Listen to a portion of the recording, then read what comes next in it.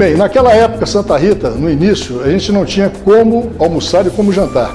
Então, durante uns 3 anos, eu tive a infelicidade de comer sardinha todos os dias. Tanto é que hoje eu não tolero mais nem o cheiro de sardinha.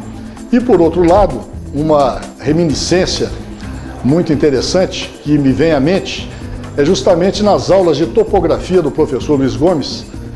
Ele tinha uma rinite terrível. Então ele subia naqueles morros atrás do Inatel e com o orvalho, frequentemente ele passava a mão no nariz, deixando aquela terra vermelha do chão da cidade de Santa Rita no rosto. Então é um momento que eu sempre tenho relembrado, né, do professor Luiz Gomes, que tinha inclusive, parece que o piano dele pintado de vermelho e branco. Não sei o que aconteceu com o professor Luiz Gomes, mas é uma reminiscência que eu trago daquela época saudosa do início do Inatel.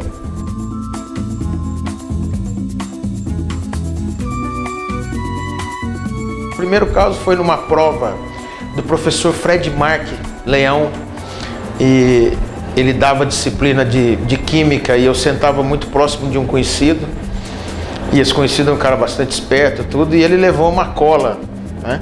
E lá da frente da sala o Fred Mark viu, mas ele veio que nem um corredor de 100 metros em cima do aluno.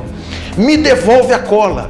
E o aluno falou, eu não vou devolver a cola. Então, quer dizer, parou a prova. Quer dizer, eu não me lembro bem agora exatamente se toda a prova foi anulada, porque foi uma discussão, o aluno, não vou citar o nome, logicamente, mas ele não queria devolver a cola, o Fred Mark tremendo de nervoso, quer dizer, foi um caso que a sala inteira caiu em risada e depois teve que ir para a diretoria na época.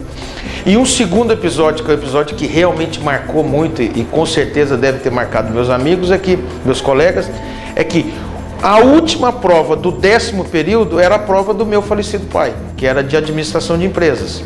E por uma questão, eu não sei como é que começou isso, na última prova da administração de empresas do professor Cury, a gente se vestia de mulher.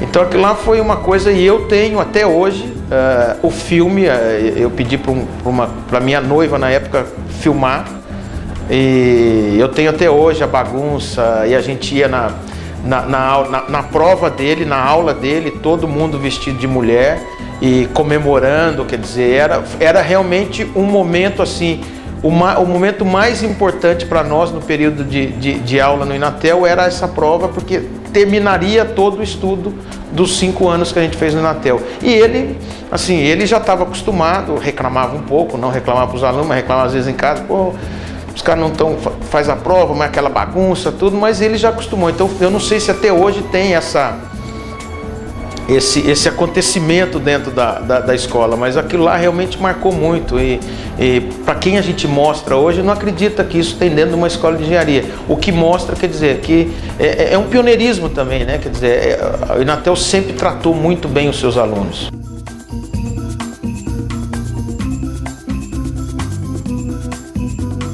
Desde que eu cheguei a Santa Rita, eu jogava futebol e Santa Rita tinha uma liga santarritense de futebol onde nós tínhamos um amadorismo marrom.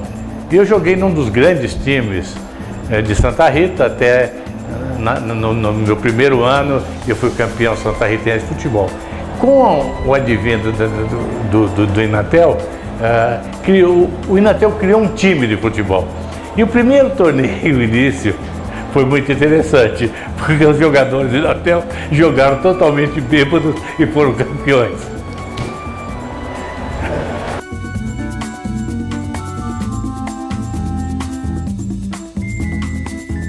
Bicho do mato, eu ia todo final de semana para casa, não tem muito caos.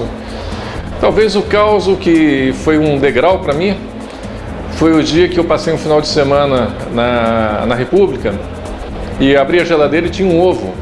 Falei, bom, vou fazer um omelete, né? Aí não tinha a mínima ideia de como é que fazia um omelete, fui perguntar para Dona Nina, saudosa Dona Nina, que era dona da República, que morava na casa da frente. Bati na porta dela, e aí Dona Nina, como é que faz omelete? Ah, Luiz Fernando, você pega o ovo, bate, abre na frigideira, depois você recheia com presunto, queijo. Falei, não, essa parte a senhora pode pular, que é só o ovo mesmo. Aí fizemos um ovo mexido com arroz, foi tudo bacana. E é isso aí. Saudades dessa época, pessoal.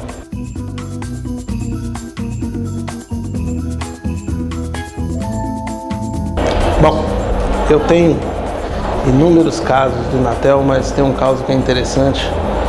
E eu era morava numa república, né, muito conhecida, né, e que até hoje está ativa em Santa Rita, que é a República Canadora. E a gente era muito conhecido por organizar festa, fazer muita festa. E naquela época a gente morava no Morro do Sabão, P10, último período.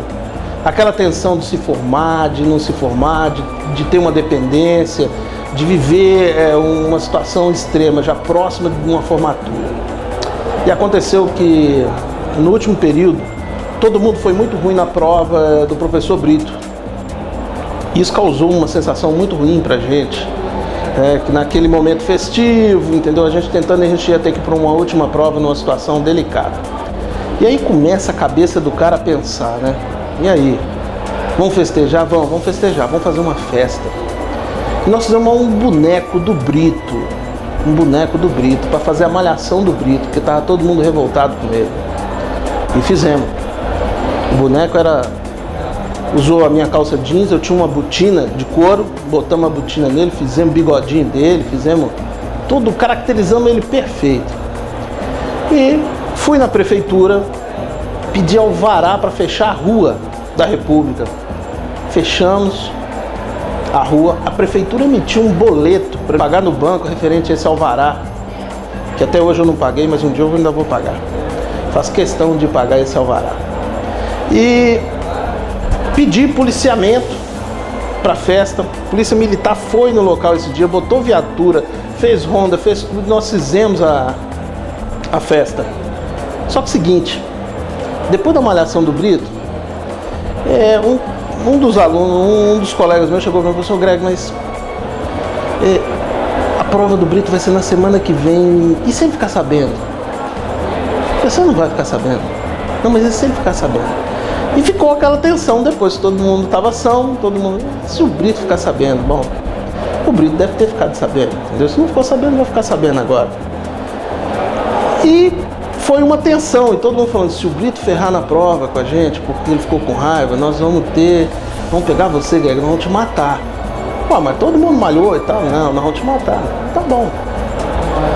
E teve a prova do Brito, foi uma prova tranquila, todo mundo se esforçou muito na época e todo mundo passou tranquilo e tudo mais. Deu tudo certo, né? E eu queria deixar meu abraço pro professor Brito, entendeu?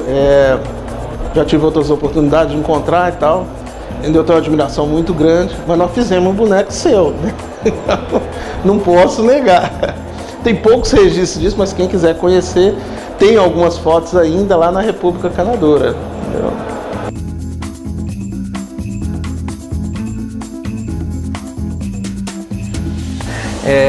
Quando eu entrei no Inatel, né, em 98, meu pai me deu uma churrasqueira grandona, assim, aquelas abafos, assim, que na época ele até mandou fazer, aí num amigo dele aí que mexe com chapa. Então ele me deu essa churrasqueira de presente, grandona assim.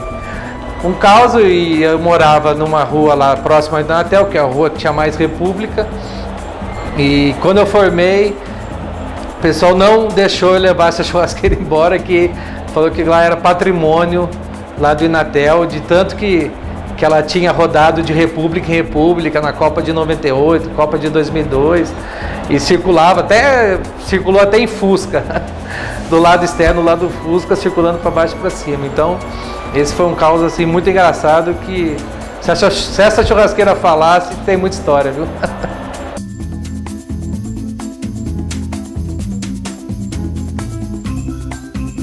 Professor Justino vigiando prova, de óculos escuros para observar quem podia estar colando. O professor Justino ia vigiar provas dele ou de outros professores, sempre de óculos escuros para vigiar a cola, né?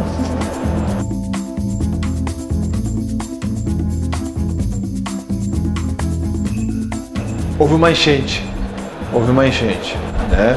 E eu cheguei de São Paulo a Santa Rita, encontrei aquele momento de enchente, aquele momento de crise e me preocupei. Eu devo confessar que fiquei preocupado, né?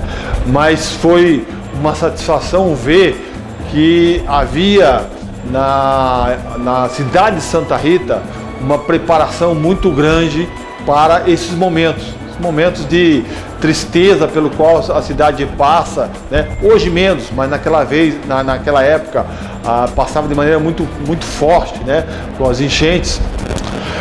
Deu uma satisfação muito grande ver que a cidade se preparava. Havia ali um trabalho muito forte com o tiro de guerra, né? No sentido de tomar ações para proteger a população daquele momento de incerteza perante a enchente que ocorreu em 1989. Né?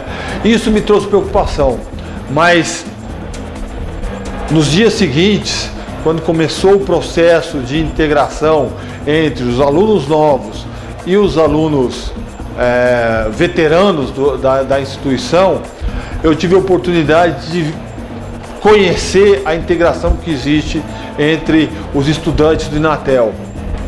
De minha parte, eu me recordo que a gente fez um passeio pela cidade de Santa Rita, né, que culminou com um banho na fonte de Santa Rita.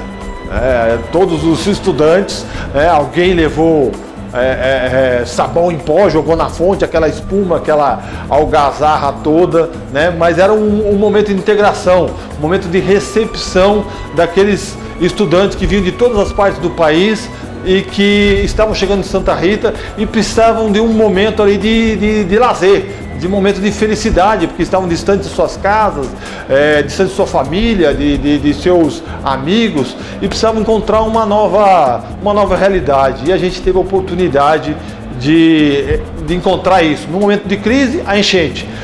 Poucos dias após, com a cidade recuperada da enchente, a gente teve a oportunidade de fazer um momento de integração muito feliz com os estudantes veteranos, que culminou com esse momento aí de graça na fonte de Santa Rita. Infelizmente, hoje a fonte ela é cercada, a gente não tem mais possibilidade de verificar esse tipo de coisa, mas com certeza os estudantes de hoje devem ter encontrado outra forma de realizar a integração. Enfim, acho que essa é a minha contribuição.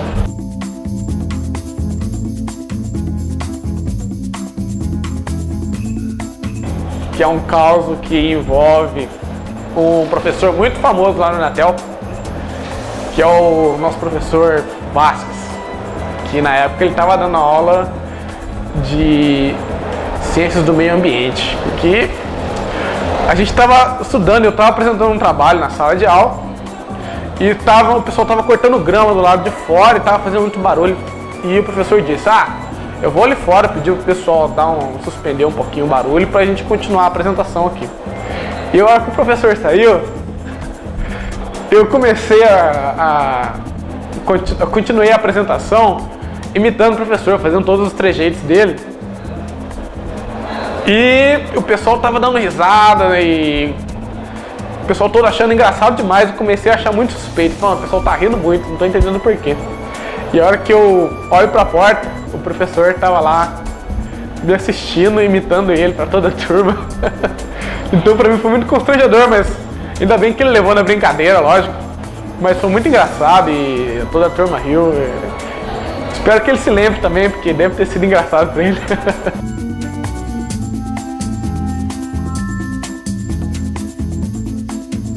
Eu lembro de uma aula do Melquisedeque, que estava em Cálculo 3, e o Melk era alguém muito engraçado, que como um bom nordestino, né? Tinha algumas pessoas que sentavam no nosso grupo que falavam muito, né? E aí um dia o Melk, né, virou, né, com aquele sotaque dele: porque na feira de Caruaru não tem ninguém no mundo que fala mais que aquela menina que senta ali, aquela menina lá que fala, aquela turminha toda ali fala mais que a boca, mais que a feira de Caruaru. E aí o Melk era uma figura. E teve um dia também que alguém esqueceu a apostila do Melquisedeque na sala e ele foi folhear para saber de quem era e apareceu a caricatura dele. Estava a caricatura e ele ficou assim: cadê esse bichinho? Quem foi essa peste que escreveu?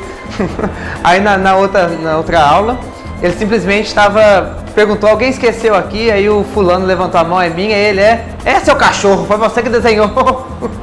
E aí a gente rachou de rir, porque foi muito engraçado, porque o Melk é uma figura.